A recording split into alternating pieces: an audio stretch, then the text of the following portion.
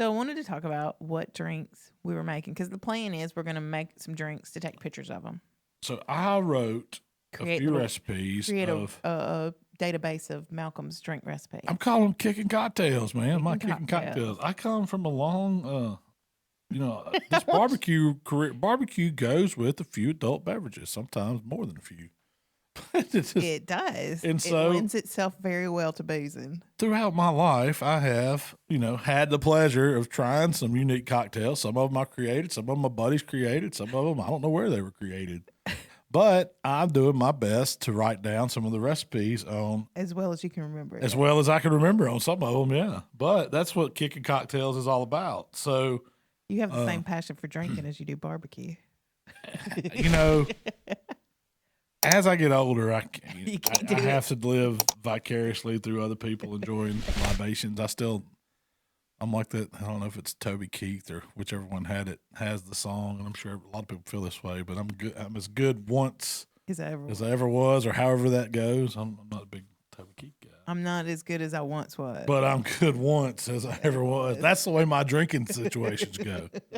I can tie one on for a good weekend, and then it might take 2 weeks, at least 2. I'm thinking 4 to 6 weeks to ever even want any more. I used to, Used to, you could just get up and do it the next day. It was like Groundhog Day all over again.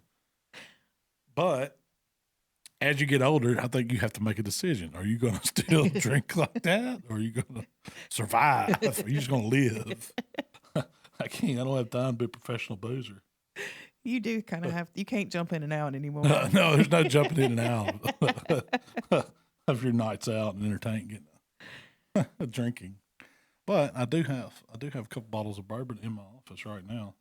But today, so we're going to take some pictures of some of these cocktails. So I wanted to go over what are Malcolm's cocktails. I got them pulled up. All right. Because you'd sat down and created these recipes. I wrote down, I don't know, I started a list. I've got several going. I hadn't got them all finalized. That's what we're working on today. It's kind of test and tune day on these cocktails. So being that this is Friday morning, and my favorite morning cocktail is a Bloody Mary. Is that number 1 on the list? I know it's on that list. It's number 2 on the list, but let's jump into Bloody Mary. Bloody Mary. That's what you start with anyway. That's what I start with, I'm not a fan of Bloody Marys. I will drink pretty much anything else, but it's breakfast in a glass. How can you not like it? It's got like everything. Cold soup. I'll drink a sip of yours. It's spicy. I mean, I love tomatoes. So I'm not, and so it's cold soup. It's spicy, it's tomatoey, it cures a hangover if you have one, gets the day started right. Now I ain't saying drink a ton of them. No. But you can't. Yeah. Oh, I've seen somebody. I've got a story on that one. But to me, the perfect Bloody Mary, you need first you gotta have some vodka. I'm a Tito's man, or if you're in Mississippi, if I'm a home state, I usually got Cat Head. Mm-hmm. Both are good. Both are good vodkas. Yeah. You can use whatever favorite you like. Tito's stay away from the cheap stuff. You want to get a headache, drink cheap vodka. Yeah. But buy a decent vodka. Vodka's not expensive. It ain't like spend $100 on a bottle. That goes for all booze. At this point in your life, don't get Mad Dog 2020. Well, I don't know what point you are in your life. I don't know if I can tell that one on this podcast. What's this podcast rated? Let's stick to Bloody Marys. So it's the way I make a Bloody Mary. Okay, how do you make a Bloody Mary? I start with a good shot glass full of vodka in a tall cup. I usually go ahead, put my ice in it, shot a glass of vodka. Then I get out my black pepper grinder, pinch of cayenne, a couple dashes of hot sauce. Sometimes I'll put a little shake of Lowry seasoning salt in it. Salty. That's real salty, isn't it? Yeah. About a quarter of a teaspoon of horseradish, depending on how much horseradish you like. I like the bite from a little horseradish, but I don't want it to be overly horseradishy. Yeah. A couple dashes of Worcestershire sauce. I like mine dirty, so I put olive juice in it. I put a little pickle juice in it. Sometimes people call them pickle Marys because I don't have olive juice, so I just put pickle juice. Yeah. But then that's the foundation of it. And then this recipe you call for the barbecue rub. Is that a you can substitute barbecue rub for the Lowry's or whatever. It's just to give it some flavor. You can rim it with barbecue. You can rim the glass with rub.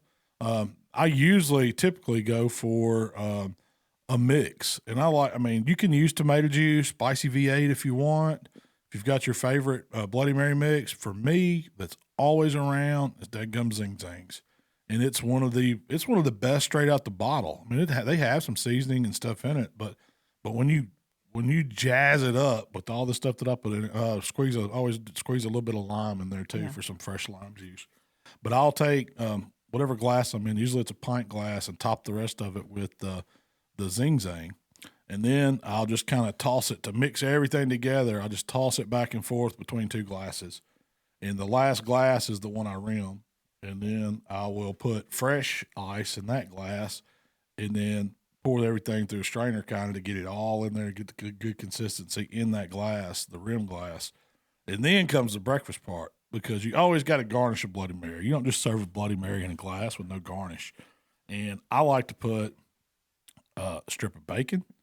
I like to get a skewer, a big long skewer, and put bacon on it, cheese on it, smoked sausage on it, pickled okra, green olives, peppercini peppers, a stalk of celery. You don't do this like on a Saturday morning. Oh yes, I do. I'm a Bloody Mary bar man. If I'm making a Bloody Mary, this is how I'm making one.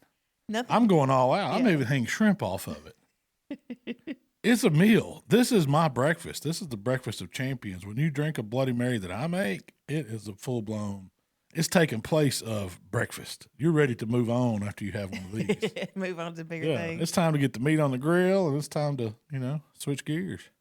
Back to your point about taking the Zing Zang and kicking it up a notch, to me, that goes for everything. Oh, yeah. It's like what we call our suddenly better salad, Taking something, making it better. Yeah. Ain't nothing wrong with that, man. That's kind of my motto. Take the package directions. I ain't going to go by. That's what you suggest. Yeah. I'm going to put my spin on it. We're going to add more. But my style is more of a Chicago style Bloody Mary. That's where I got this from. It was drinking Bloody Marys in Chicago. I was like, oh, yeah, I'm doing this. What makes it Chicago style? Is it all the stuff that's in it? The Worcestershire, the horseradish, the pickle juice, the olive juice, the hot sauce, all that stuff that goes. It's like Chicago's Bloody Marys will have 25 things. Yeah. I mean, it's just a kitchen sink Bloody Mary. Could you mix up a Bloody Mary mix like the night before? You can. And the hot sauce. And don't put the vodka with it. Just get all of your. Yeah, you could definitely do that. Like if you're going to a tailgate or something. Definitely. Pitcher it. A lot of times I make pitcher batches too. Yeah. I don't just make it by the glass every time. Well, a lot of times they have Bloody Mary contests. Oh, yeah, you've won a few. Yeah, I've won a few. Exact same recipe too. Which one did you win? Variety Club was one that I won several times. I've got some Bloody Mary trophies. The problem with there was one at where's that place we cooked that hog like they got killed? They had to put armed guards on Helena, Arkansas. Yes. I got second place Bloody Marys there. I used to have a little wooden trophy. Remember I had a little wooden guitar and had a little. I know where that one is. You also won like a wall clock. A Dale Earnhardt senior wall clock. That was a Variety Club one year. But I don't know how that was a random gift. They were like, we got to get a trophy. Award. What we got back there? We'll give them this. We got a Dale Earnhardt wall clock. Number 3. Go Dale. Never forget. Never forget it, You hung it up on the wall. I had it in my office at when I was working at BHN when you had a real job. Yeah, downtown. I would look at that Dale Earnhardt clock for inspiration on how to draw buildings. The problem with Bloody Mary contests these days is it's not about the drink anymore. It's the garnish. Yeah. Back in the day, you could turn one in with just, you always had to celery in it or something, A lot of times it was just, you didn't want to turn it in with ice or anything. You wanted to get it perfectly mixed, and then you strained it and then strain the ice out because you didn't know how long it was going to sit there. And they were actually judging you on how that Bloody Mary tasted, not what it looked like or what you garnished it with. Now it's gotten to be, let's see what all we can hang off a pitcher or a glass. Let's decorate a lobster. And believe me, I love all the stuff that goes with Bloody Mary because that makes the breakfast meal of champions to me. But, as far as I want it should be about the beverage and the way it tastes. Yeah, I agree. And that's where using a good vodka, all these other fresh ingredients and pickle juice. If you don't put anything in there, put a splash of pickle juice in your Bloody Mary. What does that do? It just makes it delicious. Usually I put a pickle spear in a garnish too, a good old Clausen spear or something.